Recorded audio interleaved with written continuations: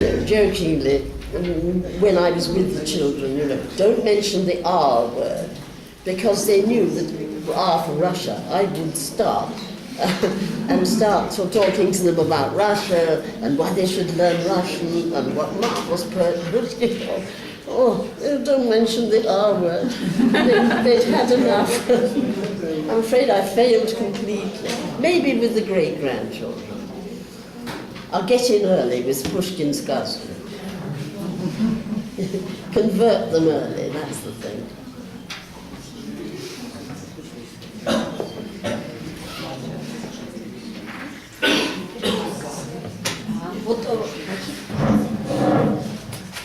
My question is related to Russian language. What helped you more to improve your Russian language? I can't quite hear. My question is related to Russian language. What helped you more and most to improve your Russian language? How do you improve your Russian? How? Oh. What helps you? Oh, what helps me? Oh, sorry. Well, coming here every year. I was here twice last year, 3 months in the summer.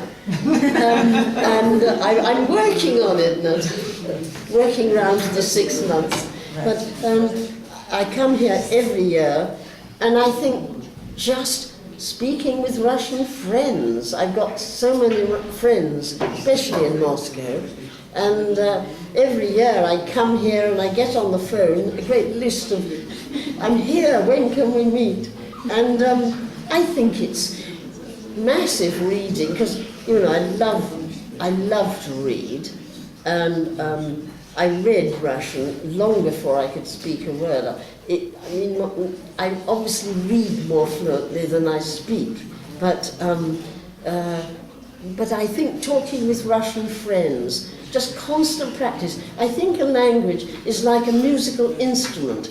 You have to practice it every day. It's no good, who was it who said, oh, after one day without practice, very famous violinist, I notice it. After 2 days, other people notice it. Paganini. I don't know who that was. Paganini.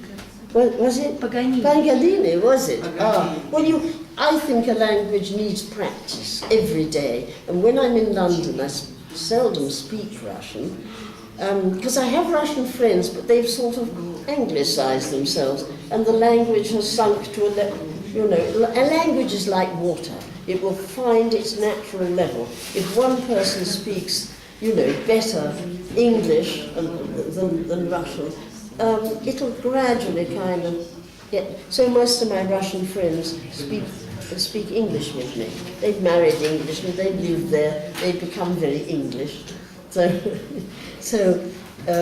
But my Russian friends here, they nearly all speak Russian with me. Some of them because they're kind, and some of them because they don't speak English. So mostly, I think it's practice. I just think it's constant contact with the language.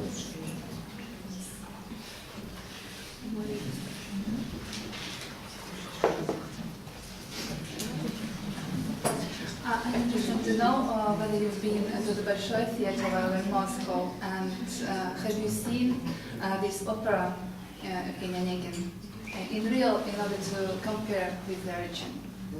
Well, funnily enough, I saw the Bolshoi performance in London, because the Bolshoi company came over and played Evgeny Onegin in Covent Garden Theatre.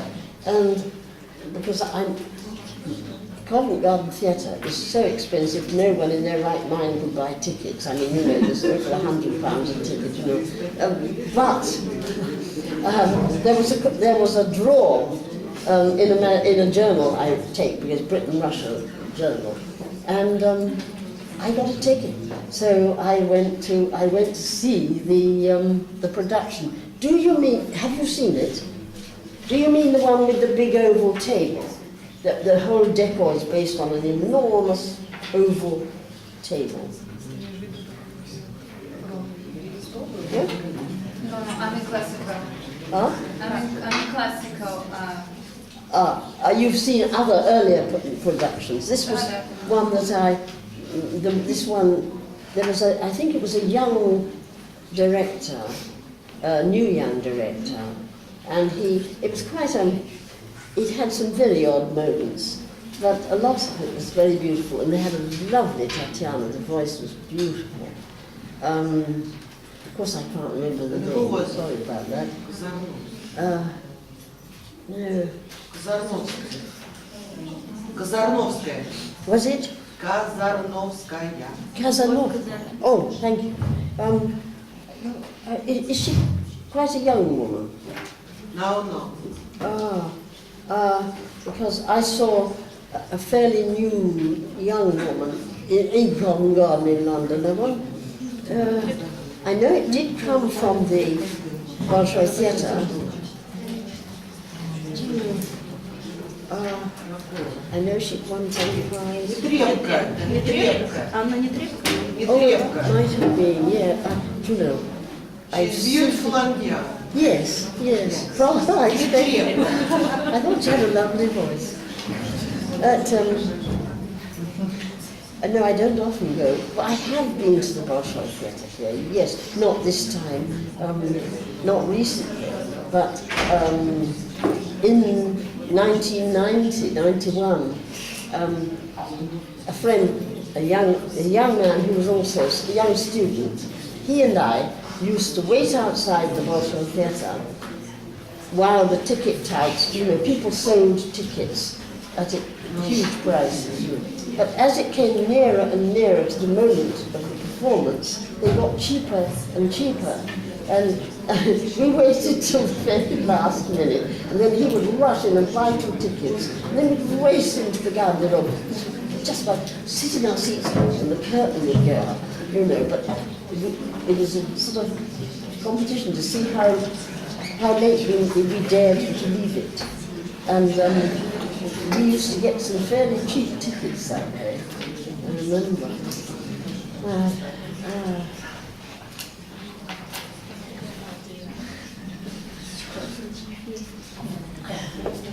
Have you ever translated songs? I'm sorry, there's somebody at the back. As you have already known, we have 12 Chinese girls here, and our major is English, and Russian is our second language. I was wondering, what's the similarities and differences between Russian and English? What are the differences between... And similarities. Sorry? Similarities and differences. Similarities, well, I think the similarity of rhythm and music, which is important if you're translating poetry, I think that is a similarity, which I've already mentioned, about the iambic sort of movement of English language. But the differences, well, yes, it's just that Russian is an inflected language, of course, and we practically aren't. We just about have the occasional S, and that's about it. Of course, that makes word order much freer in Russian, so it seems to me, because, man bites dog and dog bites man are 2 completely different ideas. Whereas, you can, in Russian, the order is not the most important, obviously it's the case entity, whether it's the object or the subject or whatever. So, English seems like a very easy language, I think, at first, until you realize that you have to get all these little funny words in the right order. Like, if only I had, and, and so on. And sometimes I should think that might be quite difficult. But it's of course, trying to make the inflections, trying to feel them so that they become natural and not just something you stick on the end of a word, It's very difficult. I think it's very difficult anyway. I found it very difficult. But it's absolutely fascinating, and it's also the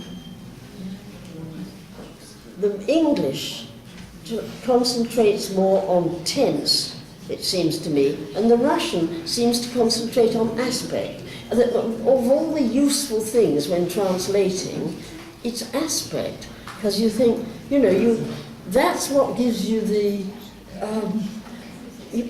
you know, you can sort of place the thing. That's very important, and we don't emphasize that really. Well, we don't have. For a start, we don't have two verbs for every blessed movement.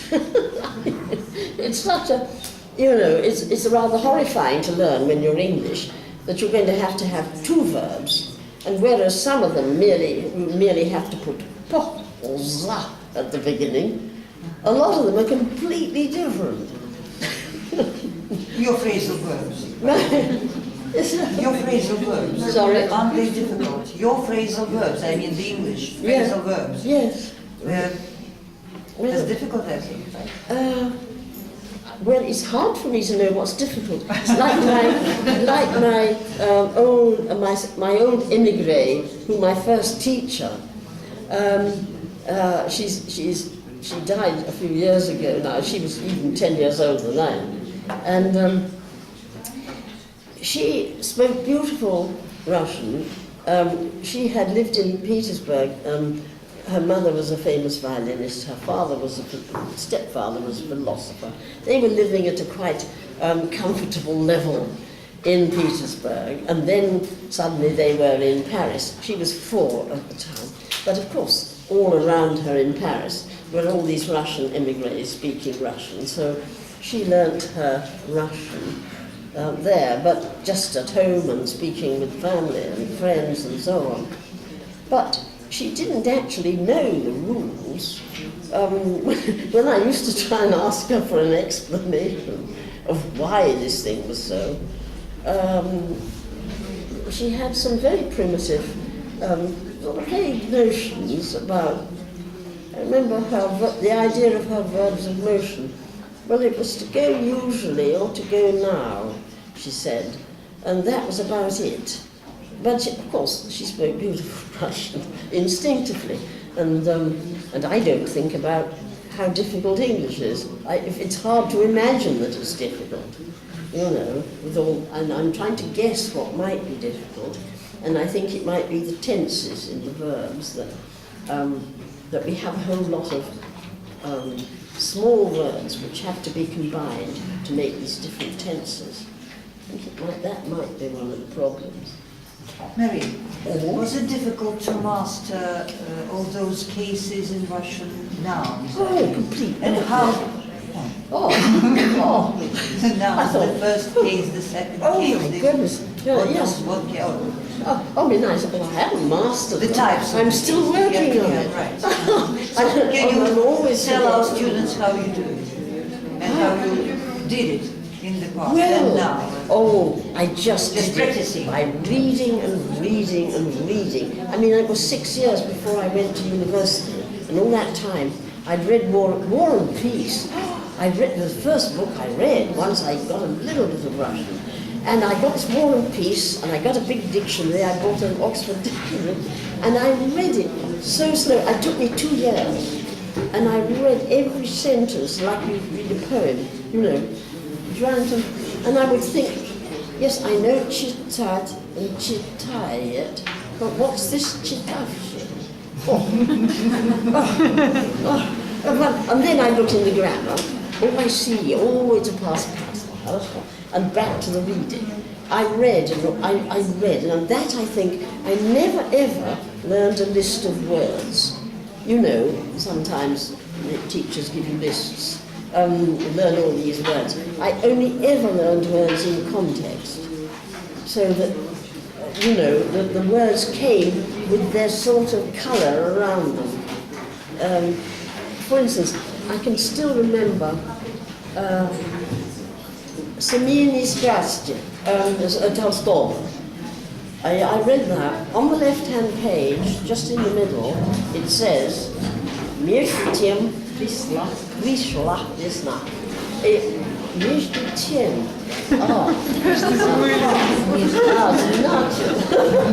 That means I have to have the instrumental case after middle.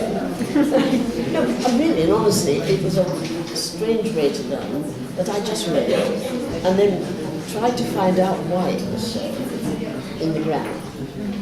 I did thought about it.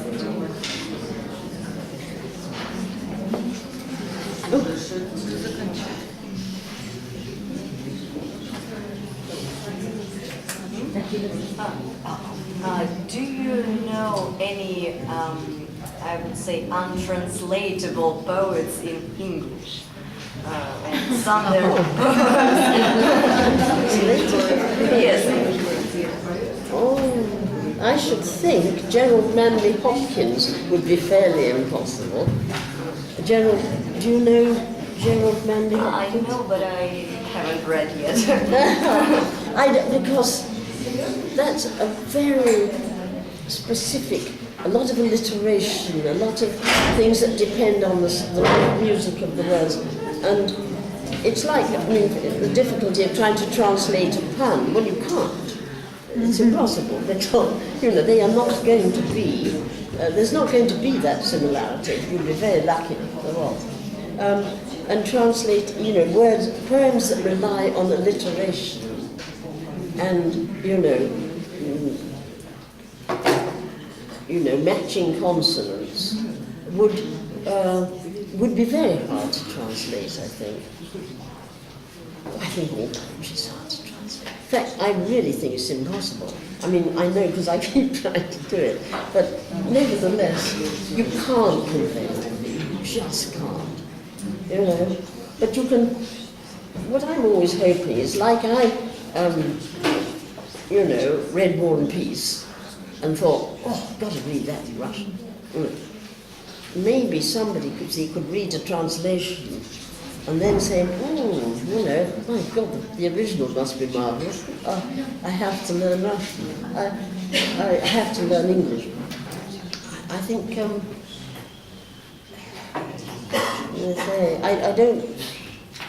I just think all poetry is hard to translate, and some of it has special technical problems to do with things like alliteration.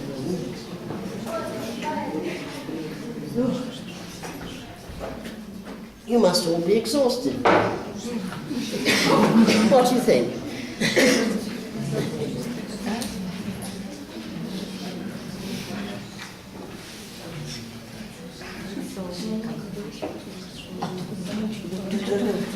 I have a question. You compared literature with music. What music do you like, except the opera usually? Except what? The opera. What music do you prefer? What music? My do you like? favourite music? Yes. Bach, undoubtedly. Bach is my absolute favourite. Oh, Do you play the I do, yes. I love it. And I especially love my favourite thing of all is his B minor Mass. You know, the great B minor Mass. It's the most wonderful choral work. Do you know it? Oh, you're so lucky because you've never heard it. See now, because it's all in store, you'll be able to. You know, it's the most wonderful thing. You want to listen to it over and over. I only know it so well because when I was a student of music, they insisted that all of us, even if we couldn't sing a note, and I can't, I got about 3 notes in the tenor, they insisted that we all join in and sing this B minor Mass. It was something we had to do, otherwise we got thrown out. So we all did. And I learned that music from the inside, singing horribly in the alto, quietly. And since then I've loved that most of all. But Bach, I think, just says it all. You know, it's the most perfect, the most fully expressive music, I think. Anyway, do you not like Bach? I do. You do? Oh, good. Oh, good. I mean, it's just there's some, you know, people sometimes say ridiculously, there's no melody. You know, my God, there's so many melodies all at once that, you know, you have to be able to hear them all, and that's the tricky bit. No, Bach, and I love Mozart, and I love so many things. I love I love Rachmaninoff. How could you not love Rachmaninoff? Oh, me. You know, although I think perhaps his second piano concerto ought to be banned for people of a nervous disposition, because, you know, it's so depressing. It's just almost, it's enough to drive you into depression. It really is. I love it though. I wallow in it. Tchaikovsky. Oh, I like Ravel.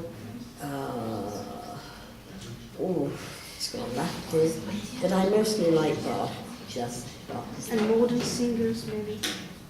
Well, you see, this is the thing. My understanding goes about as far as our Benjamin Britten writes lovely operas. Have you ever heard of one of Benjamin Britten's operas? No, why would you? But he does write very well. And I can, you know, modern music is lost on me completely, electronic and all the rest of it. I can't join in. I give up. I go as far as Benjamin Britten, which is about 1950 or 60 or something, and then I can't understand it anymore. But I think it was Proust who said that great music has to be misunderstood for 50 years before it really is appreciated. So I'm doing my best to do part of the 50 years lack of appreciation of modern music. But I've no doubt, it's impossible now to know what will last. Because it'd be very interesting, you know, to see what does last, whether electronic music is the way it's going to go, you know, whatever. Have you ever translated songs? No, I haven't. Never done any libretto or songs. Well, of course, people have taken Pushkin's poems and made them into songs, but that's not quite the same, is it? I haven't. No, I've never thought of doing that. Well, I'm busy. You know, there's kind of awful lot to do, isn't there? You know, Music would be verse music. Like music. sorry? Music and music of the verse and music itself. Yes, yes. Yes, indeed. It would be interesting to try. But so far I haven't thought of it. Actually, I rather love, I love print. And I don't like anybody getting between me and the print. I've never read anybody else's translations, and that sounds as though that's very, that I'm being very conceited, perhaps. You know, it's not that, it's just that it's a private affair between me and Pushkin, and I can't bear the idea of anybody else intervening. I don't want anybody else's, version of it. There's just, it's my understanding, there it is, Well, maybe you will write music for Pushkin. Sorry? Or maybe you will write music No, I don't do any writing music. I play a bit, but not like I used to.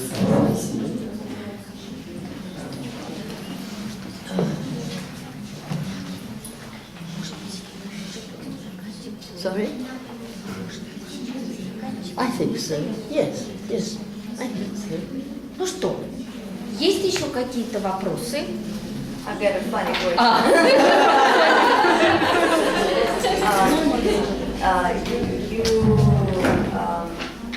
You spoke about music and I'm sorry. You've spoken about the music, and I've got a very funny maybe question. what do you think about the rock and roll music, and especially about the punk rock music, and especially about anarchy in UK, and so on? Well, I absolutely love rock and roll because, I mean, I missed it the first time round. I was so busy studying classical music, I didn't notice it all going on. But my son was mad about rock and roll. He danced like a lunatic, rock and roll. He was a mad dancer and loved the music. And so, of course, I used to sometimes, I used to see him dance sometimes, or, we used to go to things where, so I'm very used to rock and roll. And is it rock and roll, or do I just mean rock? I never quite know the difference. I think it's, rock and roll will do, won't it? Yes. No, I really love it, absolutely. Full of energy and life and drive, and, makes me want to dance myself. It's marvelous stuff. Thank you. Ну, я думаю, что мы поблагодарим Мэри.